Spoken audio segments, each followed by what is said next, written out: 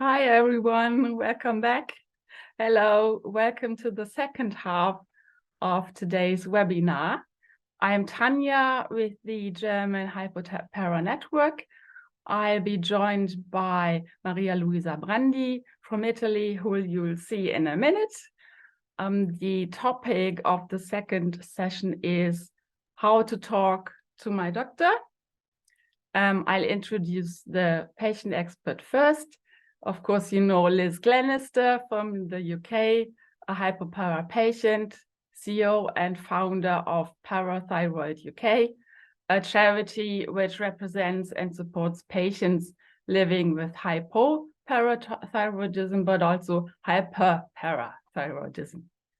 Liz founded Parathyroid UK in 2005 after her own experience of living for many years with undiagnosed hypoparathyroidism following surgery for thyroid cancer in 1992. She has been involved in various research studies on hypoparathyroidism and has significantly contributed to raising awareness about the disease. So Liz, you'll go first, and then we'll hear from Bill. And now Maria Luisa will introduce Bill. Great, thank you very much. I'm just going to share my screen. Can I just introduce Bill?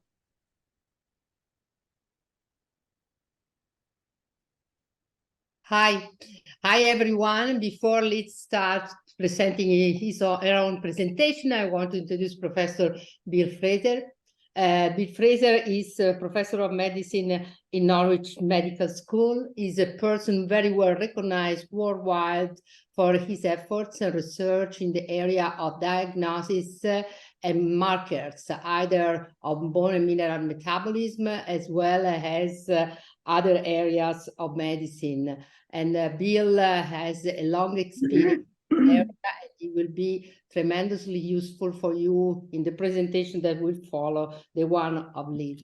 So please, Liz, I'm sorry that I just interrupted. Thank you, sorry. Right, hello everybody, great to be here and lovely to see so many of you here today. When you have a rare and long-term condition like hypoparathyroidism that needs constant monitoring, hospital appointments become a way of life, and the relationship we have with our endocrinologist becomes really important. We get so many questions asking about how to manage appointments, how to talk to our doctors, so I hope you'll find this helpful. So why is communication so important? And that is because of the benefits that it brings for patients. It can help lead to a more accurate diagnosis, a tailored treatment plan, better outcomes, recovery, daily life and mental health, patient satisfaction. And all this helps make you feel more empowered, which leads you to having a more positive view of your health. But what happens? And how many of us are getting the best care? So we're going to do a poll now. If you'd like to contribute, this is confidential. Your answers are completely anonymous, so you can be quite open. Think about how you feel about your appointments with your endocrinologist. Overall, do you feel that they, A, go very well and you're happy with your care, B, are adequate, but you feel they could go better, or C, go badly, so you feel unheard and unsafe? If you'd like to answer that now, thank you.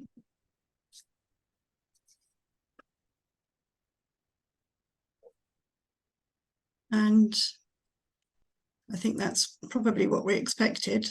Adequate, but you feel they could go better. That's over 50% of you. 19% go badly. 27% go very well. So thank you very much. That's interesting. Okay, so shared decision-making between doctors and patients is key. We know that decision-making and setting goals together is beneficial to patients and can improve their outcomes and experiences.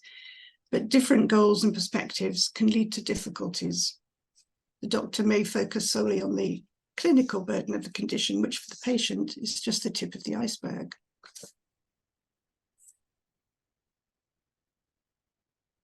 So you can see here quality of life, social and emotional and work issues that the patient may want to talk about. They may want to talk about how to address unmet needs, such as reducing long-term fatigue or pain, how to improve their daily life, or reduce long-term damage. And this is this communication gap that can lead to misunderstandings. So how can patients bridge that gap? Really, take control is the answer to that question. One of the most important things you can do is to stop being a passive recipient and start to be an active participant in your healthcare. After all, it's your body, and you're the only one who knows how you're feeling and how that affects you. It can feel quite scary at first, taking charge of your healthcare when you're used to being instructed, but taking control makes you feel more confident and empowered. And if your doctor's of a similar mind, this can help you both to achieve a better relationship and an overall experience. So let's look at how this can be done.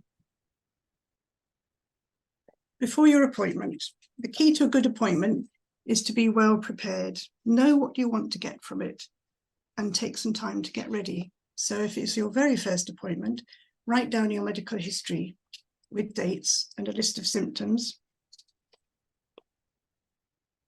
List your medications, the names, strength of your tablet, how often you take them. Think back to your last appointment. How have you been since then? Make a short list of what you need to talk about. Prioritise your main concern. If your medication was changed at the last appointment, keep records of symptoms and test results to help you notice any patterns or symptoms, whether they're improving, getting worse, or more frequent. And think about bringing someone with you to your appointment to support you, because they can listen for you, jog your memory, take notes, which can really help if you just go blank during the appointment, much as I'm doing now. So let's set the scene. Imagine you're in the waiting room, you're well prepared, but a lot hangs on this really short appointment, so you may already be a bit anxious. You've been waiting months, maybe the last appointment didn't go that well, or maybe your symptoms have got worse and you're feeling vulnerable. Will you be able to explain what's going on? Will they understand? Let's take a look at how a good appointment should go. So you're in, smile, breathe, expect a good outcome. Your doctor greets you warmly, he pays attention. Describe your main concern honestly. And don't just say, I've got a pain in my leg. Describe it. Say when it started, how it feels, what makes it better or worse, how it's affecting your life. All that helps the doctor to understand. Your doctor's listening carefully and respectfully through this. You feel heard and able to ask questions, and your doctor answers them in a way that you can understand. So you feel more informed and able to make decisions, and the doctor's giving you information. And together you can discuss preferences, possibilities openly. Hopefully, this is how it should go. Confirm understanding. Clarify that you've understood everything properly. You can agree on your treatment plan together and leave with that and with some contact details in case you need to get in touch. But what happens if your doctor doesn't listen? If you have a bad appointment? Research shows that doctors feel they are communicating better than their patients think they are. You don't feel heard. You might feel depressed and anxious. You lack confidence. You don't know where to turn for help. And you might spend months getting back onto an even keel after poor management. You may have been with a doctor who might find it challenging that you have some knowledge of your condition, or has belittled you or made derogatory comments, or hasn't much understanding of your rare condition or how to manage it or how it impacts your quality of life. You may have made inappropriate and dangerous changes to your medication, causing a hospital admission. Sadly, we have many, many reports of this kind of scenario, despite the years of work that we and our specialist advisors and other patient support groups around the world have done to raise awareness about this condition.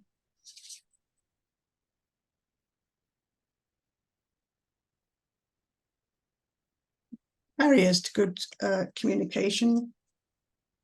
Show us what's going on here during your appointment, all sorts of things under the surface that you need to be aware of.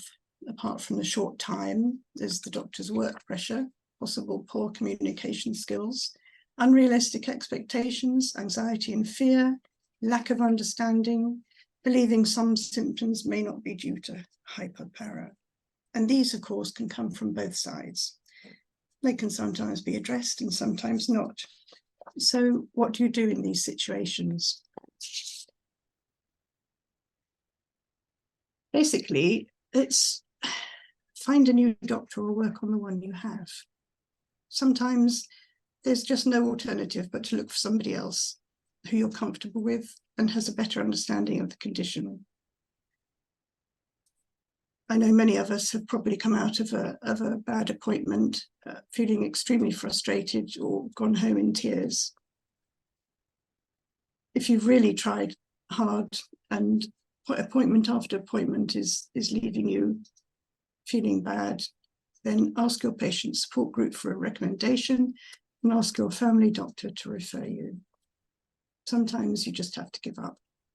But in other circumstances, you can help to educate your doctor. They may not be a calcium specialist, but if they're open-minded, accept their lack of knowledge about the condition and are willing to learn along with you, listen to you and share decision-making, then they are worth their weight in gold. This is a doctor you can work with and build a relationship with.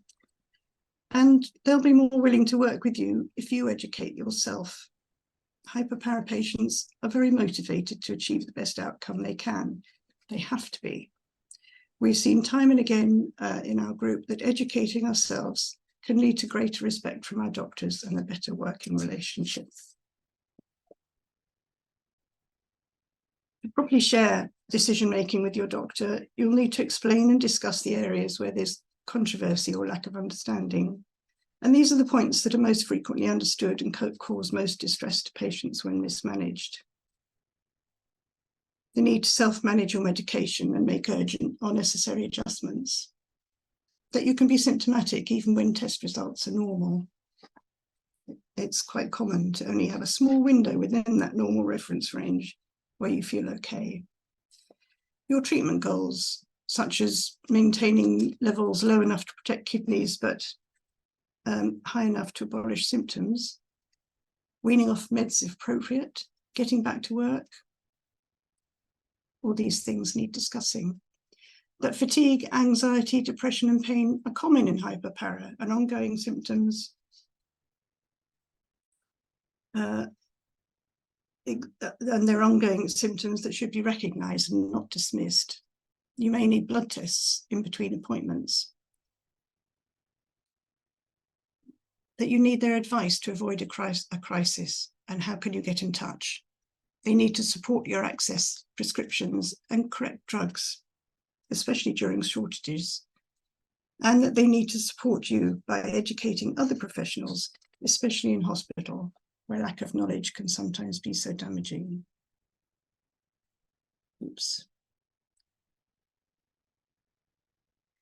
Rare Disease UK say that patients tell us that one of the hardest things about having a rare condition is often that their doctor may not have much information about it.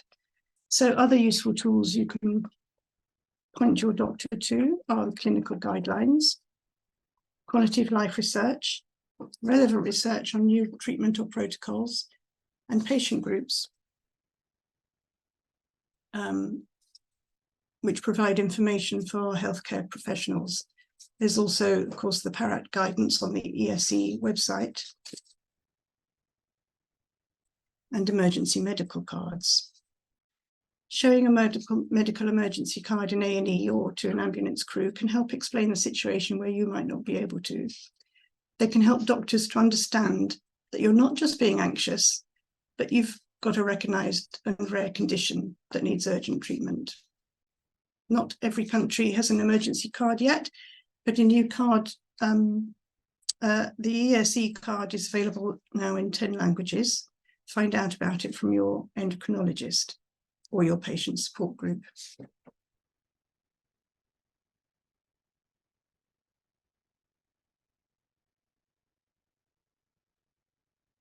So lastly, I'm putting this here for the doctors that we know watching. Thank you all for attending. What will help patients to build a good partnership with their doctor and receive better care? These are the views taken from our patient group. Educate yourself about hypopara and its impact. Talk to the specialists. Doctors need to talk to doctors. Our specialists are absolutely brilliant. They can help. Enable your patient to get blood tests and the required medication and tests. Share the decision-making process. See the NICE guidelines course. More research is needed into current delivery systems and new protocols for models of care and of chronic and rare conditions. Ensure continuity of care by educating those with whom the patient comes in contact: junior doctors, nurses, A&E, ward staff, GP, pharmacy and phlebotomy. Abolish patronising attitudes to long-term patients who may know about managing their condition. And use the resources provided: clinical guidelines, latest research and support groups. Listen to your patients, pay attention to their needs and empower them to self-manage their long-term condition, all of which can help us to build good partnerships and to live as well as we can, physically, emotionally and socially. Thank you. I'm going to pass you now over to Professor Bill Fraser, who's been our lead advisor and committed supporter at Parathyroid UK from the very start, at a time when hypoparathyroidism was barely heard of. He's a world-renowned expert on hypopara, led the way in research, and is dedicated to improving our lives and educating others. Most importantly, he's fought our corner at every turn, and we owe him so much. Over to you, Bill.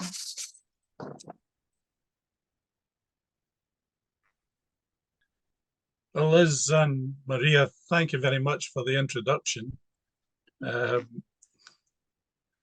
was very kind of you. And I thank you for asking me to take part in this session. That's my email address if anybody wants to contact me after the talk. You can all see my slides, yes? Yep, okay, good. I'm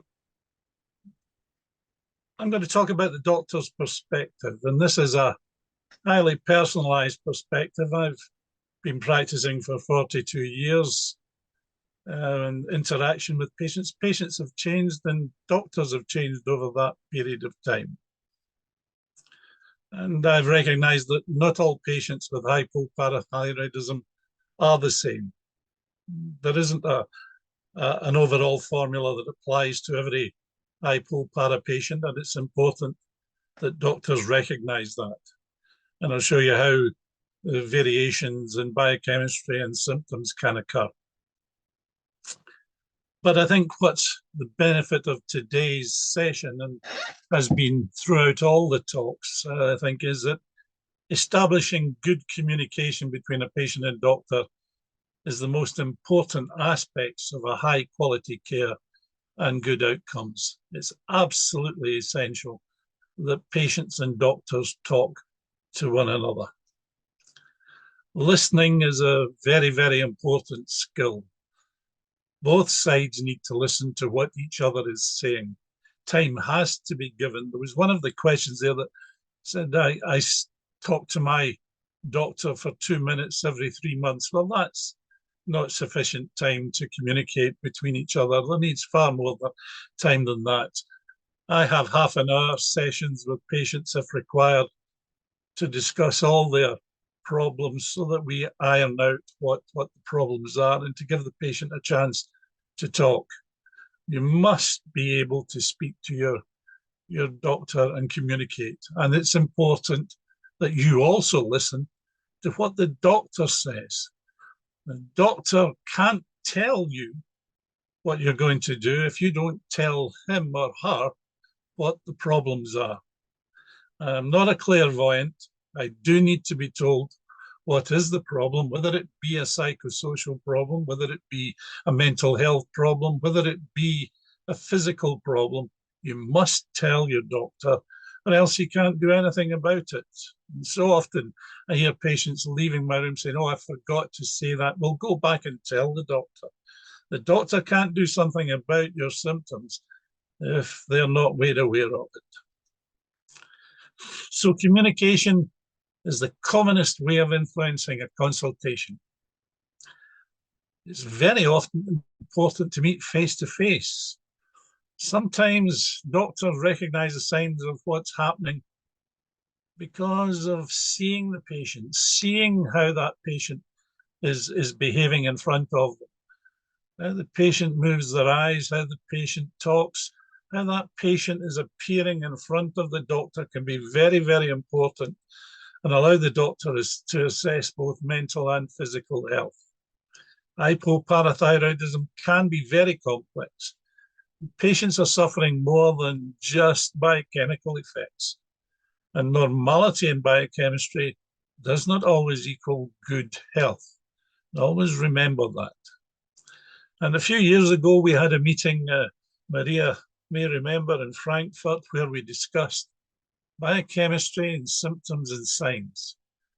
Patient may have entirely normal biochemistry and be well. Those patients, I tend not to see. GPs are managing those patients. The patients are managing themselves. They're not a problem. Their adjusted calcium's fine and their symptoms are fine. But then we can have a patient whose biochemistry may be slightly abnormal or abnormal, but the patient feels fine. Some patients learn with low calciums and are perfectly happy. They've adapted to that situation and they're very well. And they don't benefit from fiddling with their therapy. They need to be monitored, they need to be regularly checked, but they feel well. But then we can have a patient whose biochemistry is grossly abnormal and the patient's unwell. The first thing we would probably try and do in a patient like that is normalize their calcium to see if that makes them feel better. But probably the most difficult patient is the patient who gets biochemistry entirely within the reference ranges, but that patient is symptomatic and unwell. And that's the difficult patient. That's the patient that lots of general endocrinologists have great difficulty dealing with. They don't fully understand the symptoms, and it's important for those patients to make their symptoms known to the doctor, and so that the doctor knows exactly what the problems are. Now, I'd like to do a little poll of the individuals that are online today, and I'll be interested to see, could we have the poll up, please? So I want you to say, which of the following categories do you feel as a patient you fall into? So your biochemistry is normal and you feel well. The biochemistry is normal, but you feel unwell. Your biochemistry has been abnormal, but you feel well. And lastly, you've got abnormal biochemistry and you feel unwell. Can we vote on that one, please?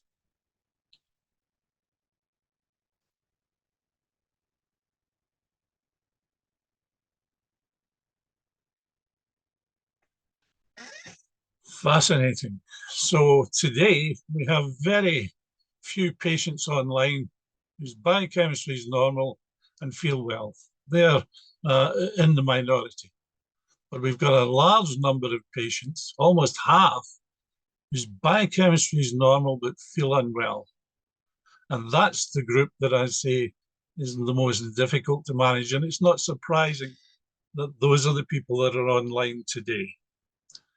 We've got a small percentage whose biochemistry is abnormal and feel well, and then another similar sort of percentage abnormal with biochemistry that's abnormal and they feel unwell. So let's move on and see, how does a doctor respond to this? Doctors want honesty from their patients and the way they are feeling. There is no good in telling a patient you feel fine when you don't. And the doctor's response to each of the scenarios will be different. If you're well, your biochemistry is normal, then the doctor may want to check what your urine calcium is, because we don't want patients to have high urinary calciums, although their biochemistry may be normal. But under most circumstances, that patient will not be told to change what they're doing. They will be asked to maintain their therapy. The patient who's feeling well and the biochemistry abnormal very often may be running with a low calcium. They're not symptomatic of it. They have become used to that. And how will the doctor respond to that? Well, if you say you're well, the doctor will leave well alone. It's very likely that you will have a low urinary calcium under those circumstances, but the doctor's not going to change what he's doing there, but he should be keeping a monitor on you in case any symptoms change. If things are abnormal, then the doctor will attempt to normal the biochemistry, hoping that that will resolve your symptoms. But you need to tell the doctor if, in getting a change in therapy, what has happened to you with the change in therapy. Have you improved or have you not improved? The doctor needs to know what's going on. You need to give feedback to your physician in charge to know that things are improving. What we're trying to do is get number 4 to go to number 1. Hello? Is that okay? And lastly, as I say, the most difficult scenario, and not surprising, that's the percentage that's highest of patients that are online today. The biochemistry is normal, but the patient's unwell. And we need to know what specific symptoms is it that the patient is suffering from. This is what the doctor needs to know. And it may be addition of something like parathyroid hormone. We've already mentioned that today, that sometimes that can relieve pain from muscular. The PTH receptors are all over the body.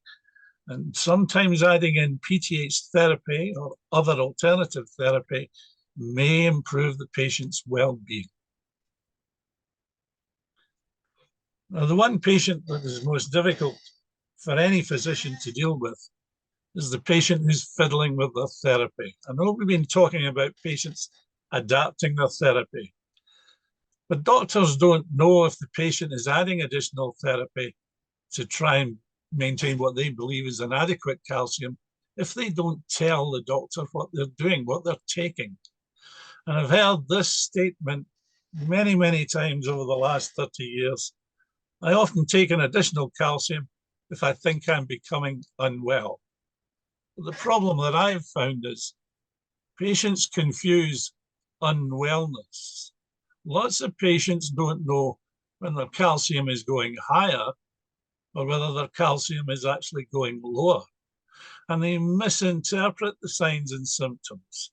And so a little poll I would like to do now is, of the patients that are online, here are some signs and symptoms. And I want you to say yes or no after these. Could we bring up this poll, please? So I'm going to ask you, if I get numbness, tingling in the fingers and toes, as paresthesia, is that a sign that you're becoming hypocalcemic? Yes or no?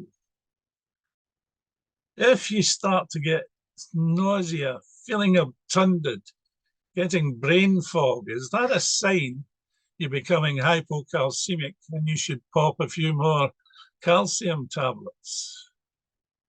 Then we have, I'm tired, I'm slowing down, I'm lacking energy. That's a sign I'm becoming hypocalcemic. I better take some more calcium. Yes or no? And lastly, I've got constipation, bowel ache, abdominal bloating. Is that a sign you're becoming hypocalcemic and you should take more calcium? Please submit your answers now.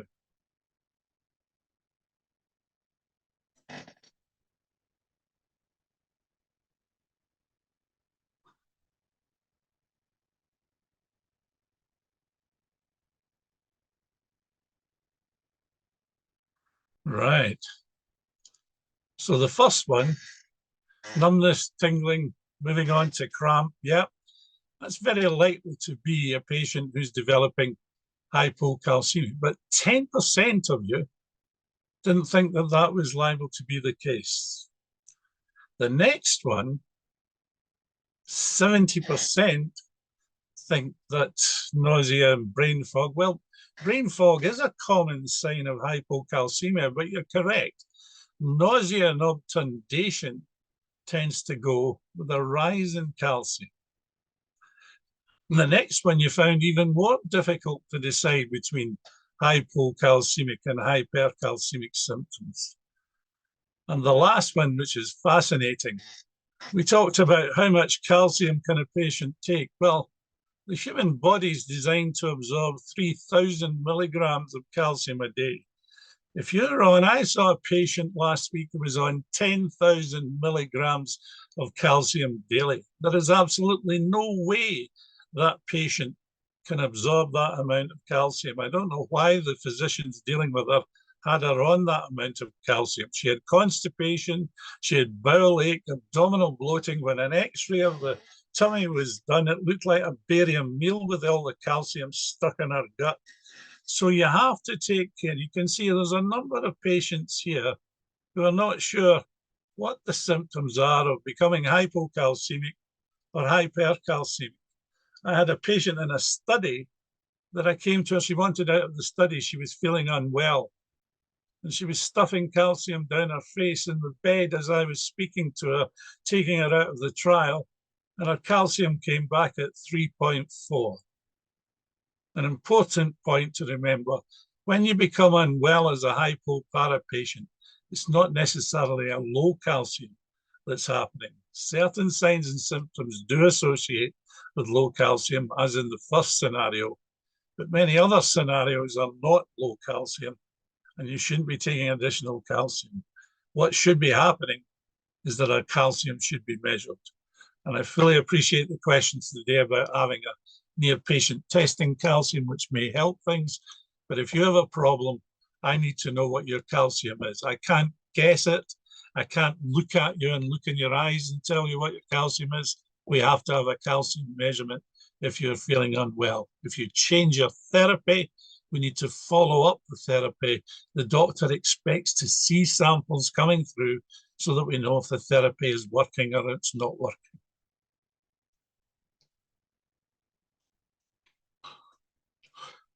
So your doctor needs to know exactly what you're taking, especially as you're having to take additional calcium to prevent symptoms of hypocalcemia. And do not assume that feeling unwell means your calcium is low. It can go high, and beware of that. And supplementation can exist in many forms. It's fascinating. A young lady came to me. She was taking additional therapy for hot flushes. And the first ingredient, when I looked at the preparation she was taking over the counter, was cholecalciferol, vitamin D. The first ingredient, the maximum ingredient, in fact, in this preparation was vitamin D. So beware of over-the-counter supplements. Beware of things that you may take. They can contain all sorts of things, and just be careful about that. Be honest with your doctor about exactly what you're taking. And if you're taking over-the-counter medications, you must inform the doctor what they are and let him look and see what they contain. Lots of over-the-counter medications contain magnesium supplements. And magnesium we've talked about earlier in the day, but if you get excess magnesium, the gut doesn't depend on vitamin D to absorb magnesium. It's a direct correlation to the amount you take in. The more magnesium you take, the more the gut absorbs. Calcium's not like that. Calcium's regulated by 125 vitamin D and plateaus in its absorption. But the more magnesium you take, magnesium competes for calcium down in the tubules, and magnesium in excess will promote loss of calcium. So you have to be careful and look and see if you buy a supplement and you're taking it over the counter, you must read what it's in, and your doctor needs to know what's in that supplement. And if you get changes in your symptoms and if you have alterations to your treatment, It's not just calcium treatment that will cause changes in your calcium status and your health. HRT and antibiotics, anti-epileptic therapy, all of these can have effects on vitamin D metabolism, calcium metabolism, and it's important to tell your doctor if you're changing therapy or starting new therapy. And if you suffer a coincident disease like an infection, then you need to tell your doctor, because symptoms can deteriorate because of that and the demand on calcium. The other thing that I'll say in this slide is, sorry, I'm very rarely informed that a patient is improved. It's very often I only know that I've made a benefit to a patient is the next appointment when they say, oh, I'm feeling great now. I don't get phoned and told, oh, yes, that's made a big difference. But it's important for a doctor to know if something's made a difference, because we may be trying to help other patients, and using that therapy will be of benefit in those other patients. Changes in the therapy may be of benefit in other patients. So it's important for the doctor to know what is working. And my last survey slide is overall, as a result of today's talks and discussions, I'd like to know this. Could we bring up the poll, please? Could we have the poll, please? Sorry, Bill, just 2 seconds. Thank you.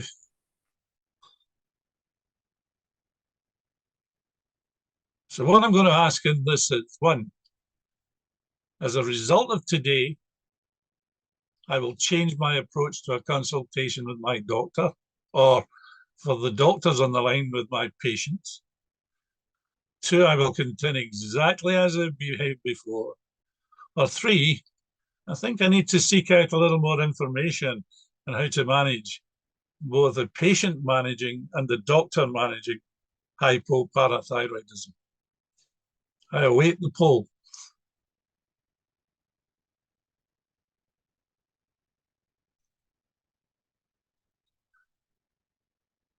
Here we go. So, as a result of today, I'll change my approach. I'll continue exactly as I did before, but I will seek out more information how to manage hypopara.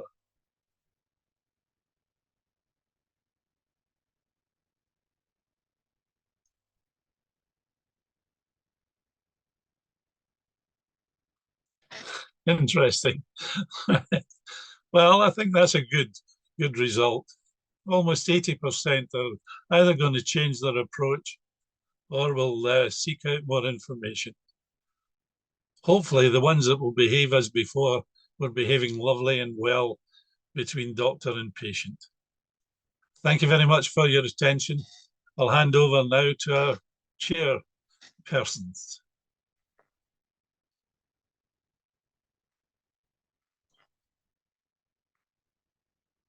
Thanks, Bill. I want to thank you really a lot for the beautiful presentation that I'm sure that everyone has been greatly appreciated. And now with Tanya, we will look at the questions. And if you, Tanya, want to start with the first question, please go ahead. Mm-hmm. Yeah, so we have questions from that were sent in before, and then questions in the Q&A box. Yeah, so a question was, is it possible to make it more clear of a post-operation care plan? There seems to be confusion about the use of calcitriol, suppressing PTH, and trying to kick in the hormones in the 6 months period post-op. How can we maybe educate?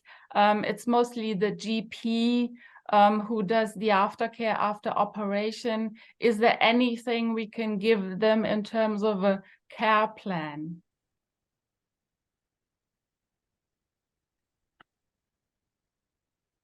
Well, I'll go first on that one. There are a large number of studies that have been looking at periods of time when you need to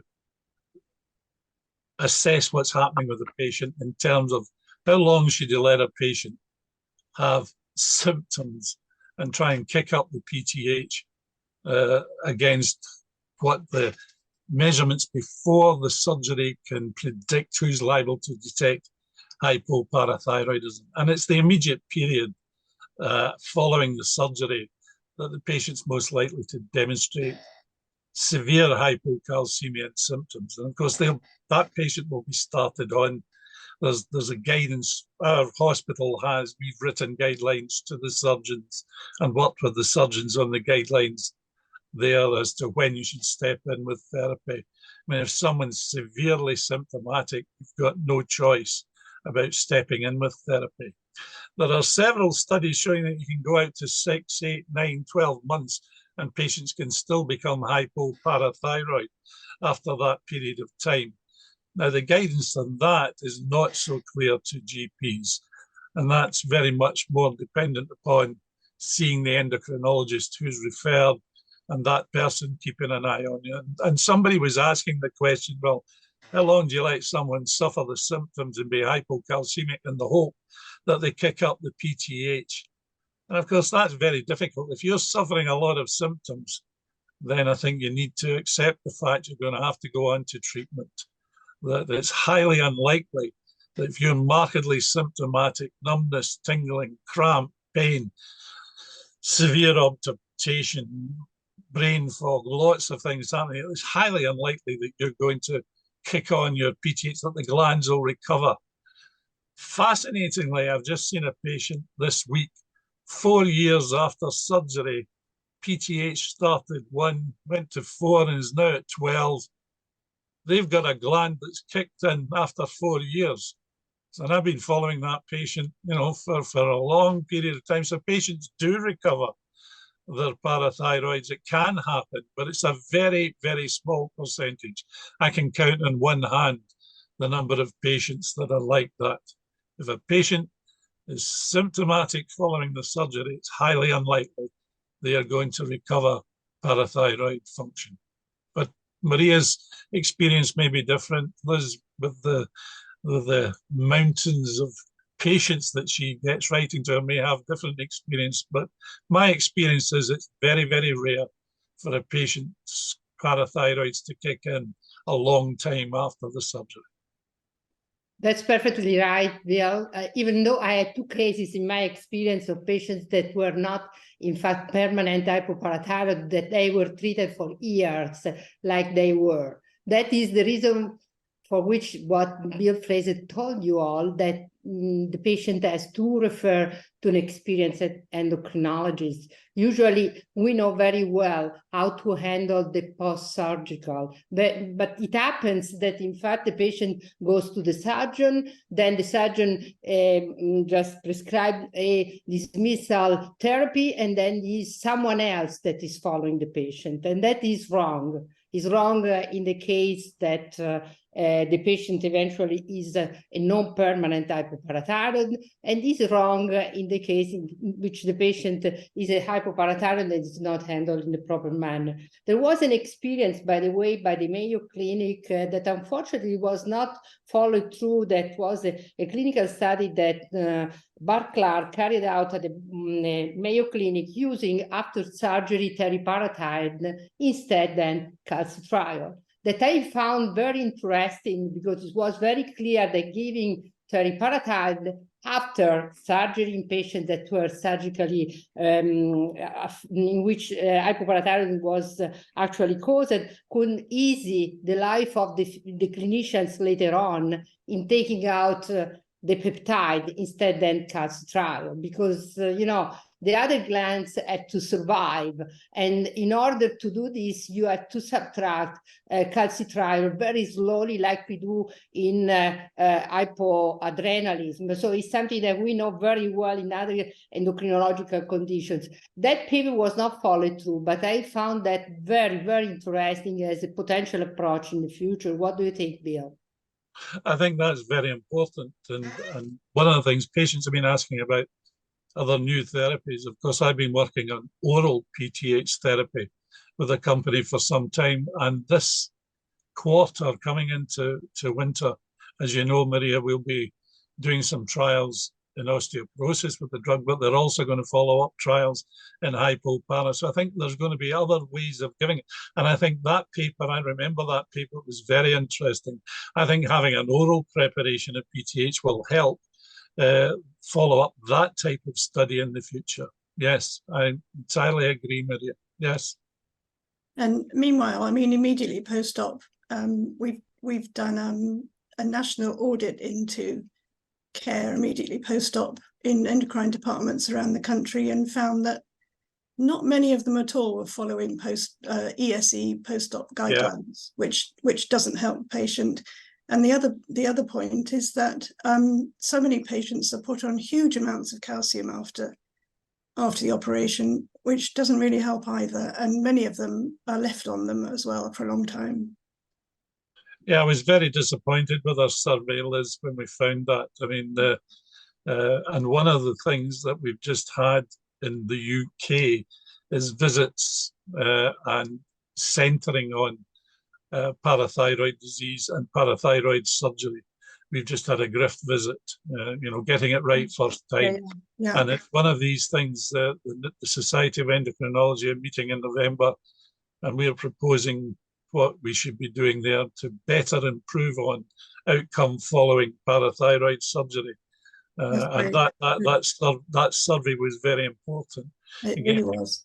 British endocrinologists interested. So yes, it was very disappointing to see the results of that survey, but I think we can build on it and start. I think the idea of a uniform guideline. Guidelines are guidelines.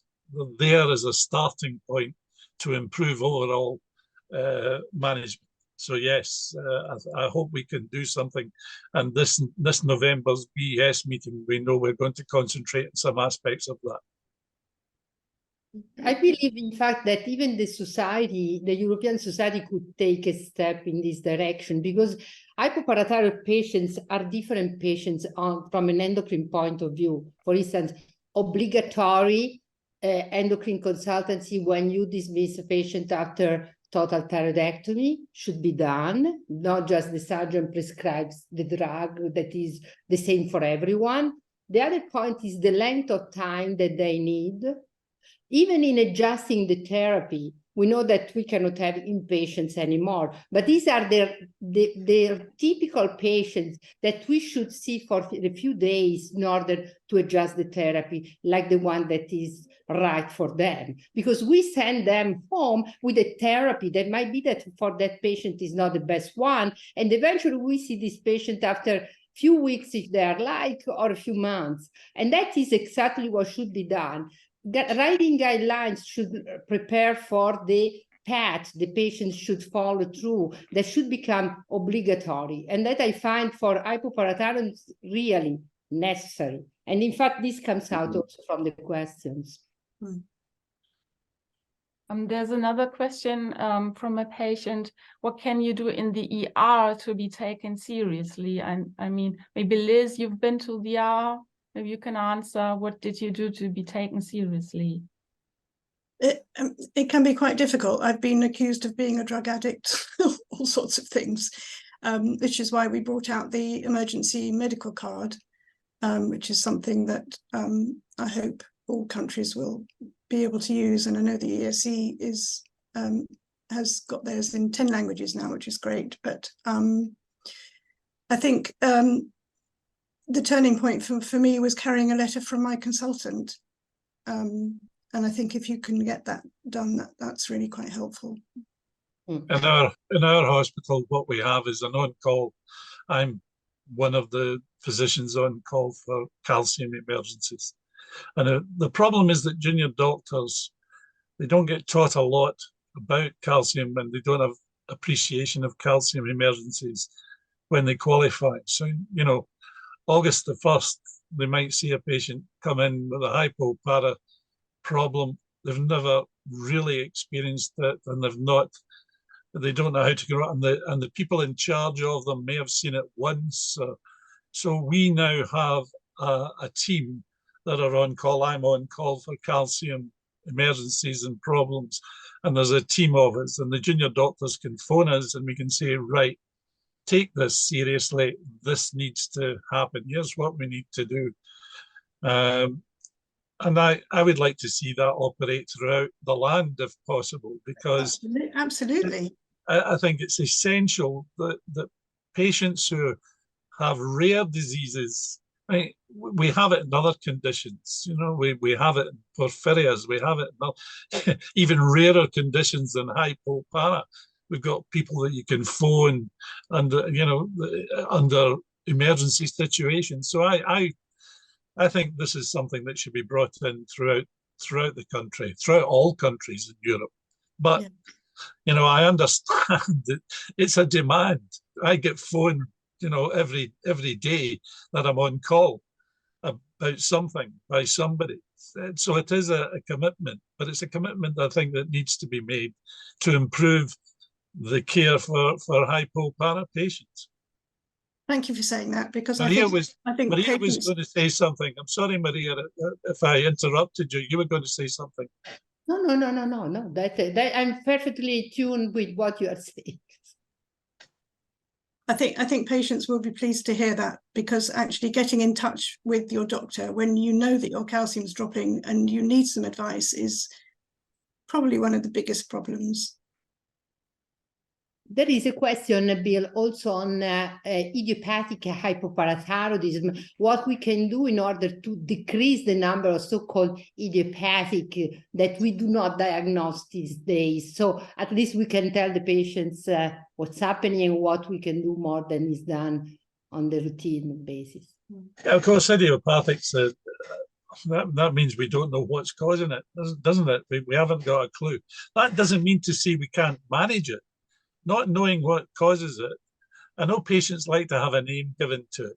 This was caused by X, but it doesn't stop you managing the condition correctly, making sure that that patient is appropriately treated, does it? You and I know that the important thing is making that patient feel well and restoring things to normal. Knowing exactly what caused it, we sometimes just don't know. Patients can become hypocalcemic. The glands can give up for all sorts of reasons. I have several idiopathic hypocalcemic patients.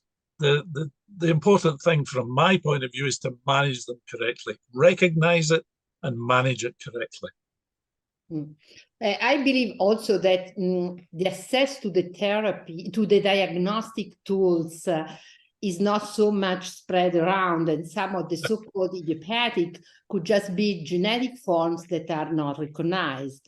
In this sense, the development today of panels that include all the genes that are responsible of the disorder, at least those that we know, should be made available to the patients. We have been developing something like this for Italy, and many patients that were so-called idiopathic, they came out as genetic forms.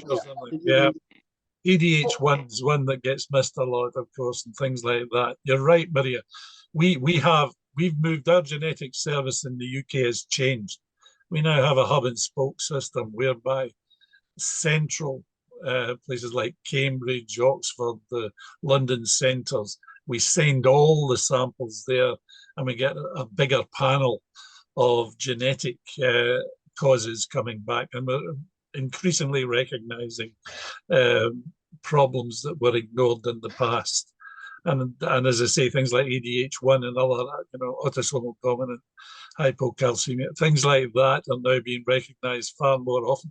And interestingly, there's a treatment now for those conditions as well. So it is important that you raise an important point. It's important to do the genetics because there are conditions that can be treated now with certain therapies, for example, the ADH ones. So we are opening up now the discussion to all the panelists. Thank you very much to Liz and Bill. We still have some questions to go through, so stick with us. We'll try to answer as many as we can. So whoever thinks they can answer a question now from all of the panelists is very welcome to do so. A question that came in was, can we get osteoporosis? Because our bone metabolism is a bit different. So who would like to talk about osteoporosis? Bill, do you want to say something? Well, the interesting thing with hypopara patients is that their bone density, in general, bone density in hypopara patients is greater than normal. However, for that density, interestingly, you're more likely to fracture. So this comes down to the old paradigm of more bone, but of poorer quality.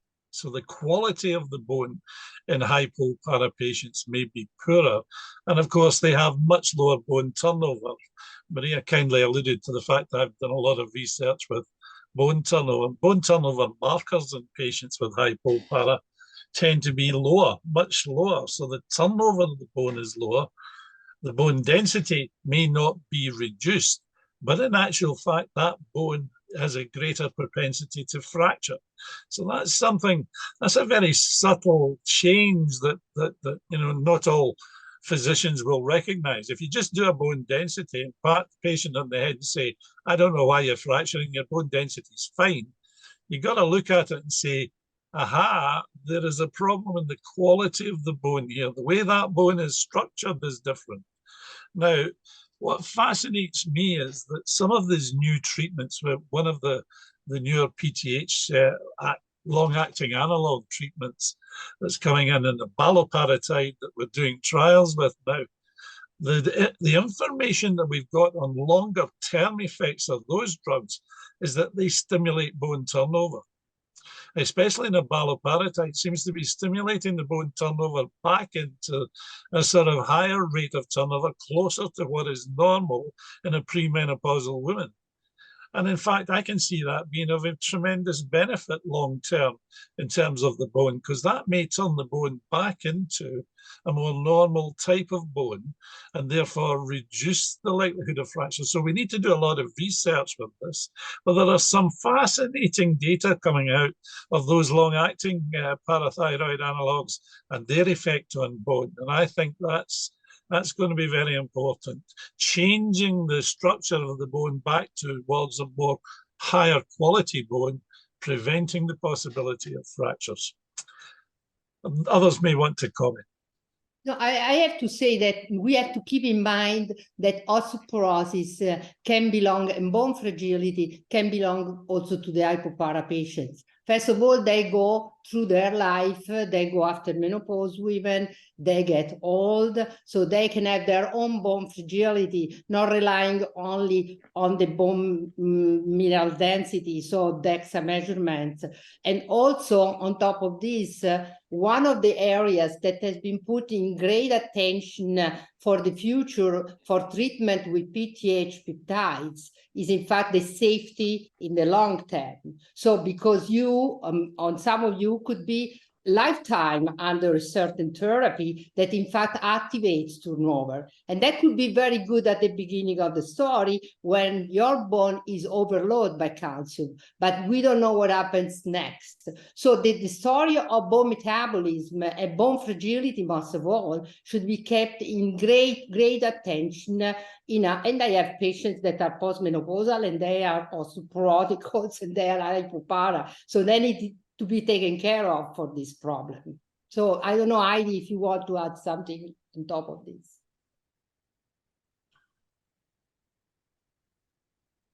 I think it's a difficult problem, and what we know that also with hormone treatment that bone goes down and that we have to check for it. And then the problem is how to treat osteoporosis in these patients. So this is a main problem, yes. And there is another question on central nervous system calcification and eventually symptoms and signs and consequences of this. Bill, if you want to answer to this. No, I'm not going to answer that one. I've got a paper coming out on it, Maria, and I will explain to everybody who, down the years, there's been lots of experimentation, but I think I've cracked this one. I know why it is. So look out for my nice new paper coming out in the next 6 months. I won't tell you now. No, not to me, to the patients. To me, I can read Well, on patients, paper. just look. To the patients, I think I've you can tell practiced. something I so think I that know. I think I know what's causing the basal ganglia calcification. okay, but You know, we know we have actually we have a reason for it in hypopara, pseudo hypopara. I've done a lovely little bit of research with one of my colleagues, so we'll be publishing that soon.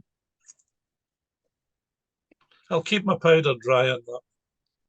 Then we ask you another question that came out on the sent questions and also here on the pop-up we have from question and answers, that is on transplantation of parathyroid tissue.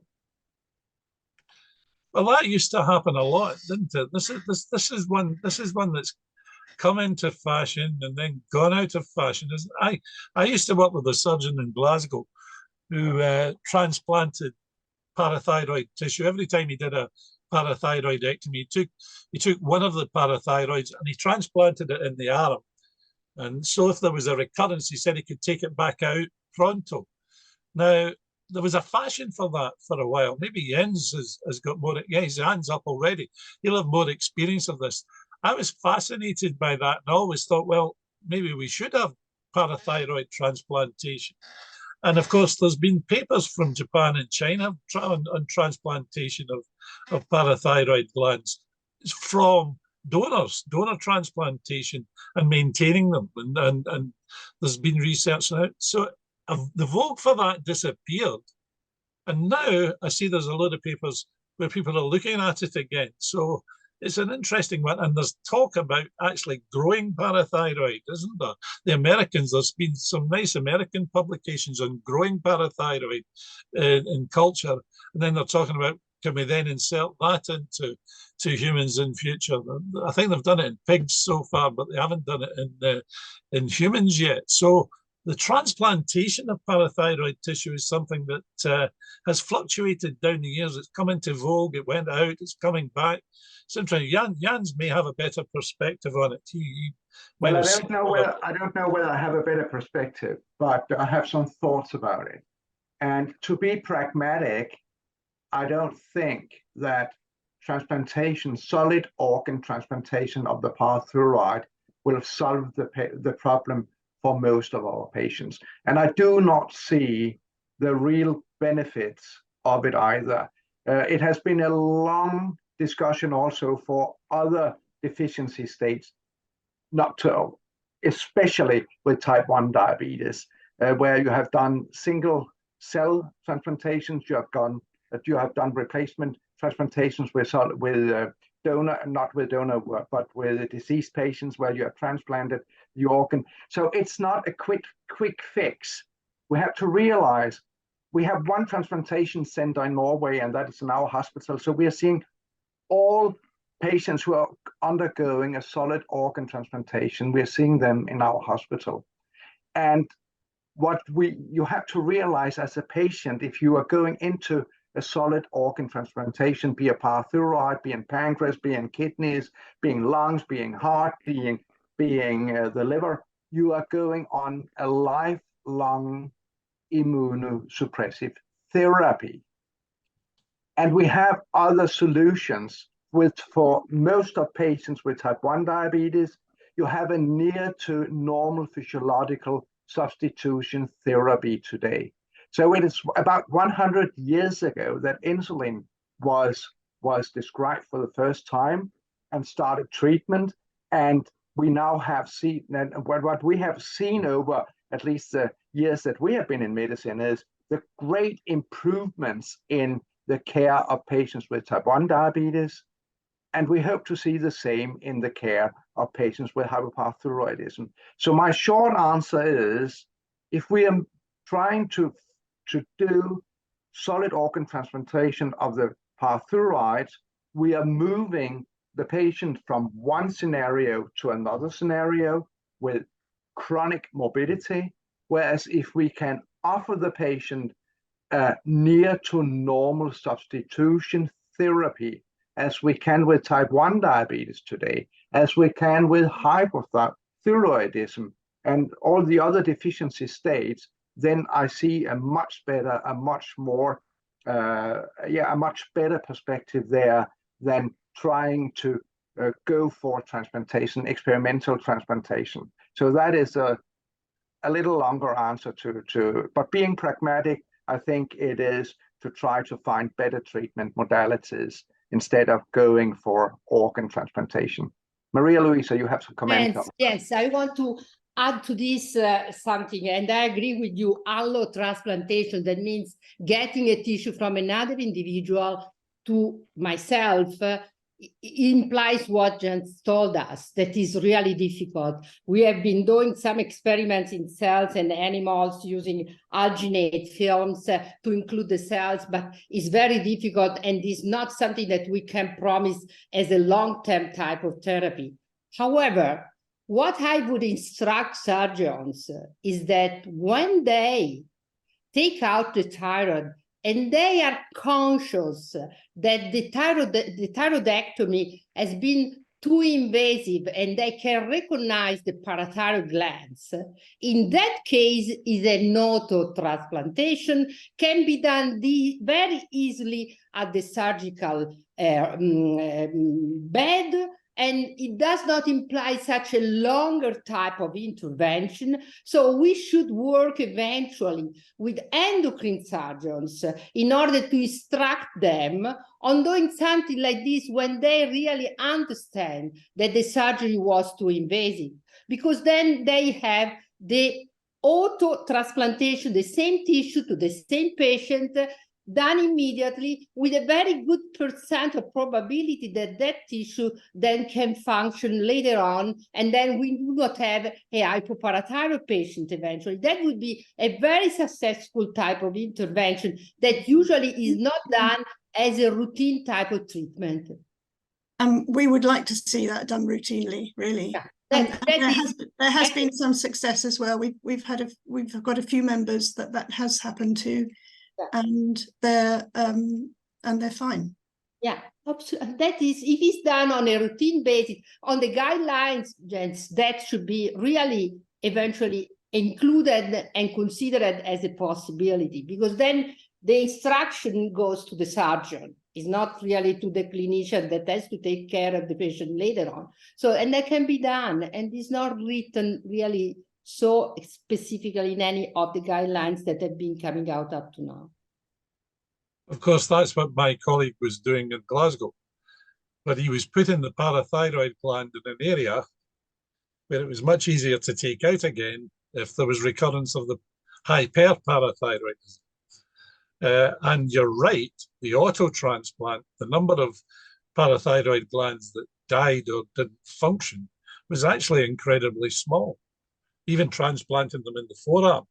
So, as I say, there was a vogue for it, but that's gone now, isn't it? Whether we say to the surgeons, why don't we think about that? Should we do a trial again of that? Or is there a better success if you put it straight back into the parathyroid bed where it's come out of? It's something that would be well worth us having a trial of. We are talking to them, and it would be great to have some backup on that. Okay, I think that we have to give back the chairmanship to Andrea Giustina and Natalie Grosset in order to close this. What I suggest eventually, if it's possible, because we weren't able to answer all the questions, if you want, at least I volunteer for this, I can do this later on if we can receive the questions from the organizer team. I spent some time during the break answering some of them, but there's far more questions that we're able to answer in that finite time. I'm very happy to answer any other questions as well if you send them to us. Okay. So if we're done, I'd like to thank you all. So first of all those that joined today's session. On behalf of the European hypopara organizations, I would like to thank, obviously, the ESE, Magda, Andrea, Vicky, and others for organizing this event. and to the sponsors that provided the funding, as without you, this event would not have been possible. And thank you today to today's clinicians, the patients and chairs for having spent the time preparing, presenting, and answering our questions. And I'd like to thank you for your dedication for the presentations you deliver on hypoparathyroidism at different European medical events, and for the research you do on our condition. Thank you very much. This makes a huge difference in our lives, and it helps us improve our standard of care because it helps create awareness. And actually, I have a dream, and it's as Martin Luther King said, that hopefully one day soon, hypoparathyroidism consequences on our daily life will be fully acknowledged, understood, and properly cared for. Hopefully, one day soon it will be considered as a hormone deficiency condition rather than just as a calcium problem by the medical community. And hopefully, one day soon, physiological conditions will be considered as well as a disability at the same level as are physical and psychological disabilities. And that being said, I'm handing over to Andrea for the final words. Thank you very much, Natalie. I think that you really made very nice conclusions, and you summarized the spirit of this forum, that is really to be together and to fight together against a disease which sometimes is underdiagnosed and for sure not always properly treated. So our promise is that we continue to work very hard to improve the disease and to improve the conditions of the patients with hypoparathyroidism, and also as members of the European Society of Endocrinology, continue to advocate at the political level with health authorities to make really better the conditions in which we can deal with this really often severe and not easy to control disease. So thank you very much to everybody for attending this wonderful meeting. Great attendance, great speakers. Thanks to all the ESE team. Thank you, Natalie. Thank you to all the patients, and hopefully see you next year. Thank you very much. Ciao. Ciao.